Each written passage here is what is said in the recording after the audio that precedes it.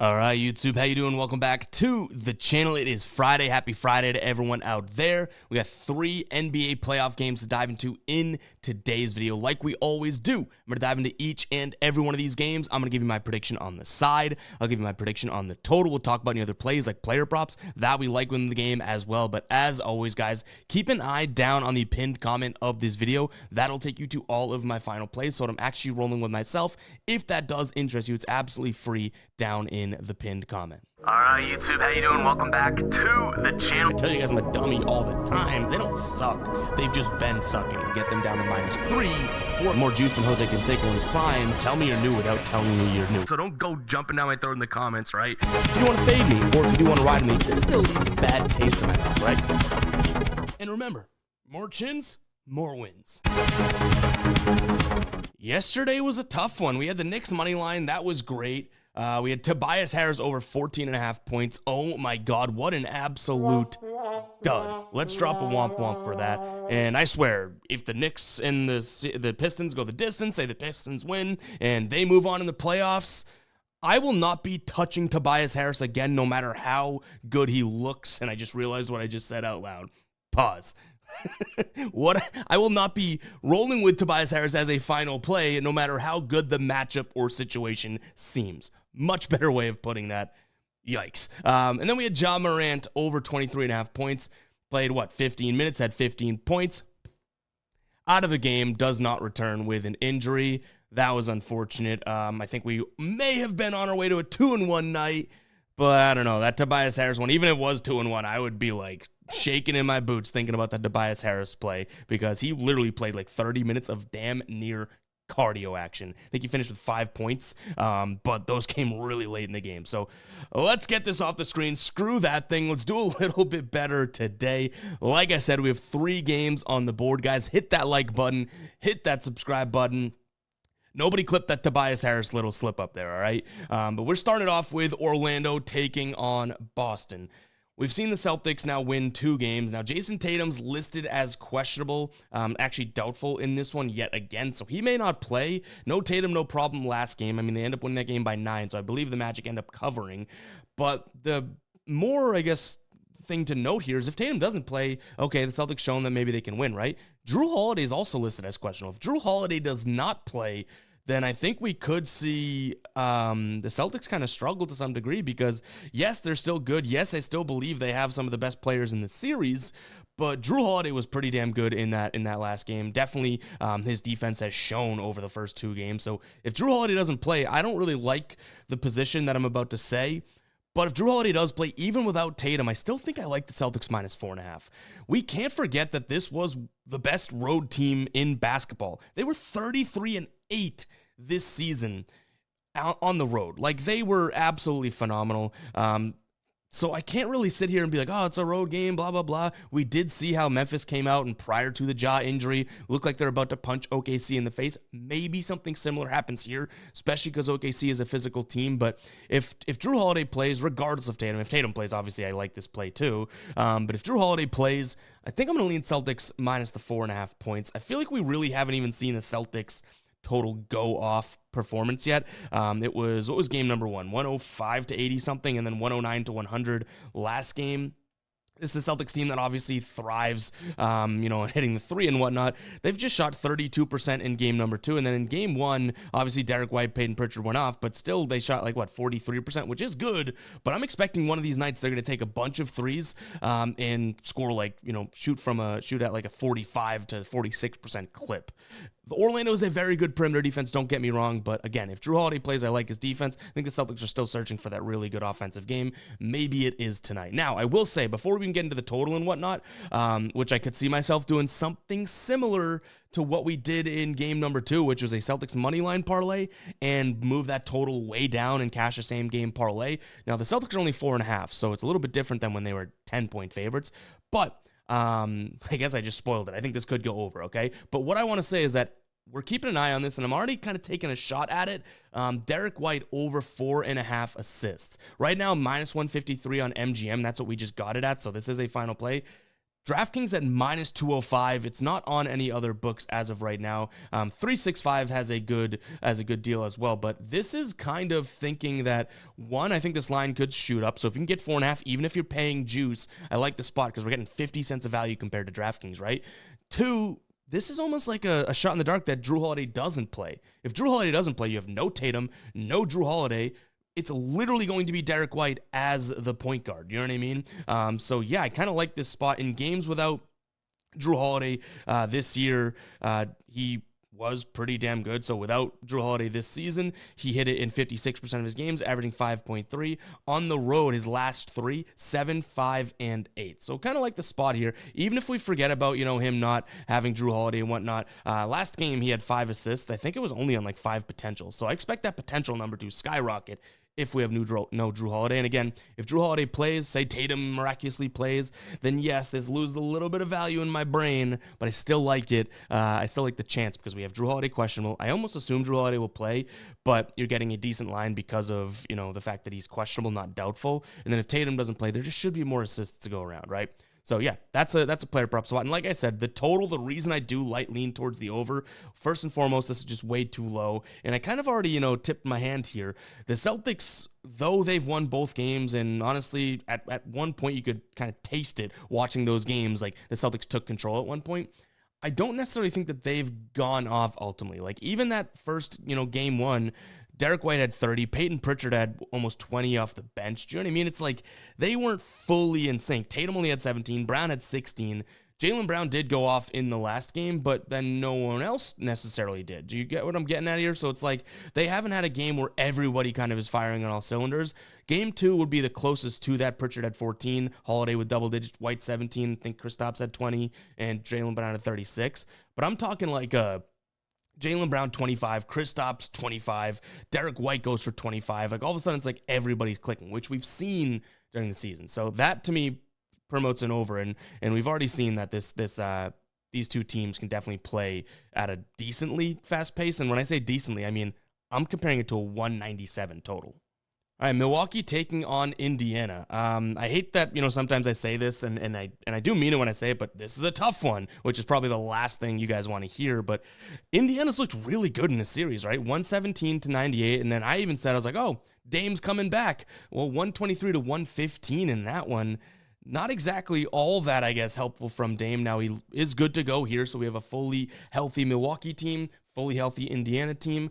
I would say that Milwaukee, and especially because, we're laying five points here, it's like kind of everyone might be thinking this. I think Milwaukee has what it takes today to kind of put one up. I think a lot of people are still going to believe in the Pacers and whatnot, but I think Milwaukee may actually dominate this one for the reasons that I've been saying for games 1 and 2. They should still sure as hell be able to score inside, at will. They should be able to score in the mid-range and kind of like right in that, kind of long in the paint area near the foul line, near the half circle and whatnot. So I do think that this Indiana defense isn't playing as well as, maybe that game 1 would have indicated. Like that was also Milwaukee, no Dame, and just missing a bunch of shots. They shot 24% from 3. They shot 37, I believe, threes, and they only made 9. So like that's obviously an indicator of they shot poorly, not just this miraculous defense from Indiana. So though I think Indiana is showing that they have what it takes to win this series and all that jazz, I still kind of sit here and I'm like, all right, I think Milwaukee may have what it takes to at least pull this one out and kind of get things back on track. So give me Milwaukee minus the 5. We've seen a low-scoring game and then a high-scoring game in this series so far, right? Last game, 123-115. With Dame in there, I think that we will see a little bit more pace from Milwaukee and a little bit more or more frequent successful possessions, I would say. And I don't see anything really changing from Indiana. They are still playing really good basketball. So that total's up there, 230. I don't necessarily mind it. I will say I don't think that Indiana is going to continue to shoot, 44% from 3. They shot in game number 1, they shot 40%, I believe, then 44. I think that falls off a little bit, but still, they should be able to get some buckets because I haven't necessarily seen Milwaukee's defense look all that, stupendous. And if we want to nitpick a defensive part of Milwaukee, it's going to be the perimeter. So I'll lean towards Milwaukee as well as the over. In terms of what we have from a player prop perspective, in this one. Kevin Porter Jr. kind of is striking me as a spot to look at. Now, obviously, he plays a lot less minutes with Dame coming back, but even in those less minutes, I think he played, let's see, we have it up in front of us, 15 minutes in his last game. He still shot the ball 9 times. He shot 2 threes. So looking at him from a points perspective at 7.5, I really don't hate.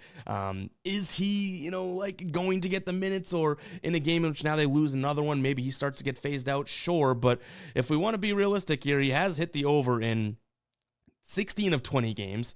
He's hit in 4 straight games against Indiana, 2 of which being playoff games, all of which being, I believe, without Dame, so that's worth noting. But yeah, I mean, he's still kind of crushing it. So I would say, or last game wasn't without Dame, I guess we could say, right? So I'm still kind of like hesitant on pulling the trigger on a guy that may not play that much, but it doesn't seem like it's all that bad of a spot here. Now, the next spot that I would look at, I kind of like Taurean Prince as well. So it's kind of sketchy that we're looking at, Taurean Prince. We're looking at Porter, but Taurean Prince here for his points plus assists, or even just his PRA, I could get behind that as well. I think he should have the opportunity, and from his points perspective, it's at 5.5 right now. He hits 2 threes, he's in, which was, I believe, how he hit his 6 points last time. Not that I think he's going to have a crazy amount of attempts, but this is not going to be a guy that they are even focused on when he's in there, right? He's going to play his minutes with either Kuzma or, Giannis or Dame. He's not going to be the guy that the scorer out there, and he's starting at the 2, and all those guys around him should get a little bit more attention. So yeah, I like 2 Bucks players. They're not exactly the household names. If I'm being honest, I'd probably look to Milwaukee minus the points before any of these player props, but kind of like the way they're trending right now. One player prop that we should definitely be considering for tonight, and it is the late game. Luka Doncic, over on Underdog, you have a 0.5 points line for him. I think he can hit it. That's not even the best thing that they're offering right now, honestly. This extender promo that they're doing is incredible. You get boosts that increase throughout the duration of a series. So if this thing goes 7 games, or any series goes 7 games, you're going to get more and more boosts within that game, meaning you're just getting more bang for your buck. So go check out Underdog. You get this Luka Doncic free square, 0.5 points. He's going to have 1 point, right? Unless hell freezes over. Secondarily, you get this extender promo, which is absolutely goated, and you're going to get up to $1,000 in a deposit bonus. It's NBA playoffs, baby. Go check it out. If you have not checked out Underdog yet, you are missing out on one of the easiest and simplest interfaces to use, whether you're on the computer or on your phone or tablet or anything. Like, they make it super, super easy to get some additional action on the game. I love the product itself. Go check it out. That link will be down below in the description, as well as the pinned comment, or sign up using code GUYBOSTON. Now, we just talked about this game, right, with Luka. We might as well dive right into that game. We have Minnesota taking on the Lakers. So this series proving to be kind of like a decent series, ultimately, right? Tied up 1-1. Lakers do bounce back in game number 2 in a very low-scoring game. I don't think I really saw that coming. Now Minnesota's at home. They did steal one in LA, and I think this is going to be the problem for the Lakers. The fact that they are on the road. Do you know what I mean? This has been a team that was 32-11 at home this year and just 19-22. They're going up against Minnesota, who had a really positive record in terms of, at home this season. And they've already kind of shown that they can beat this Lakers team just in general like they did in game 1. So I'd be a little worrisome if I was, the Lakers. Now, they got a lot out of Luka, and they got something out of LeBron in game number 2, but the defense really was there. I would make somewhat of an argument that Minnesota's offense just absolutely stunk. You got a bunch from Edwards and Randall, and realistically, that's it. They shot 20% from 3, 38% from the field. Even if the Lakers play really good defense, I don't think they do that again. I also don't think it's as low scoring again. This is at 205. I really like the over today. Why? I mentioned how the Minnesota Timberwolves shot terrible from the field. The Lakers shot 21% from 3 as well. Even if these teams are playing phenomenal defense out there, you're going to shoot like 30% from 3. Do you know what I mean? So there is a hefty amount of points that were left on the table in game number 2. For that same reason, I like Minnesota at home here. So I like Minnesota. I like the over because I think it all comes down to the 3-point shooting. And I will say, though, the Lakers have Luka, they have Reeves, even LeBron, I guess, I still think that this is a better shooting team on the Minnesota side of things. They have a few more spot-up guys. Anthony Edwards obviously can jack at any given moment. So for that reason, yeah, Minnesota is going to be my lean in terms of the spread. But I really do like that over 205.5. I'm trying not to be fooled by what we saw in game number 2.